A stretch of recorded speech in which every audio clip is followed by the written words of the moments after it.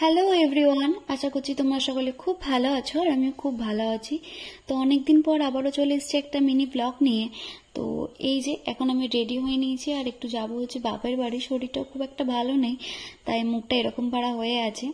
তো যাই হোক, অনেকদিন পরই বাপের বাড়ি যাচ্ছি, তো সেই জন্যই যাই। আর একটু রিয়া দিদিও এসেছে, সবাই মিলে এখানে বসে এখন মুড়ি ফিস্ট মতো হবে। সবাই মিলে একসাথে আমরা মুড়ি ফিস্ট করছি আর বাচ্চাগুলো এদিকে খেলা করছে। আর আমার মুখটা পুরো শুকিয়ে, মারা বলছে মুখটা শুকিয়ে গেছে।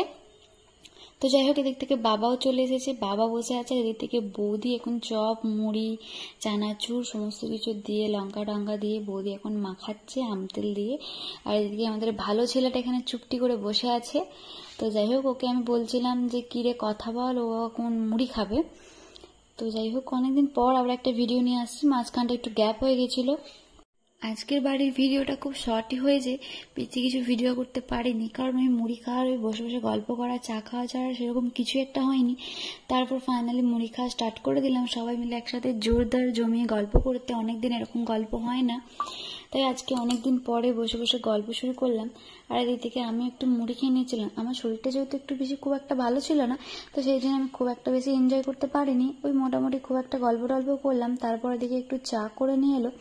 তো চাটা খেতে খেতে এদিকে বাচ্চাটাকে দেখো কেমন বসে বসে চা খাচ্ছে।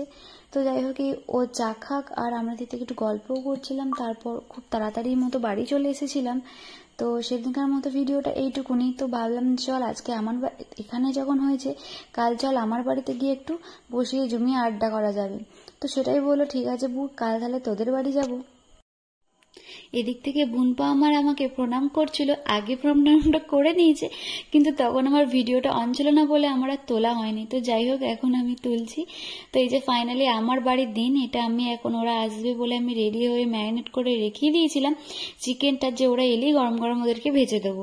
তো ওদেরকে গরম গরম ওরা বসেছিল আর আমি গরম গরম ওদেরকে সার্ভ করলাম। তারপর আমিও নিয়ে বসে পড়লাম চিকেন পকোড়া, সস, কাসুন্দি।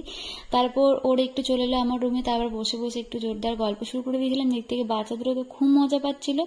তারপর চা নিয়ে এলাম, এখন বর রয়েছে, আমরা সবাই মিলে একটু গল্প আড্ডা মজা, অনেকদিন এরকম বসা হয় না, তাই জন্য আসা। তো আজকে দুদিনের ভিডিওটাকে একসাথে দিচ্ছি, তার কারণ একদমই খুব একটা অল্প ভিডিও করেছি। দিক থেকে আমার মুখটা এখনো শুকনো, বাট আমি এখনো ফিট নই। তারপর অনেক গল্প মজা করার পর চলো এখন ওরা যাচ্ছে বাড়ি। আর আমার ভিডিওটা এই পর্যন্ত। যদি তোমাদের ভালো লাগে থাকে অনেক অনেক লাইক, শেয়ার, সাবস্ক্রাইব।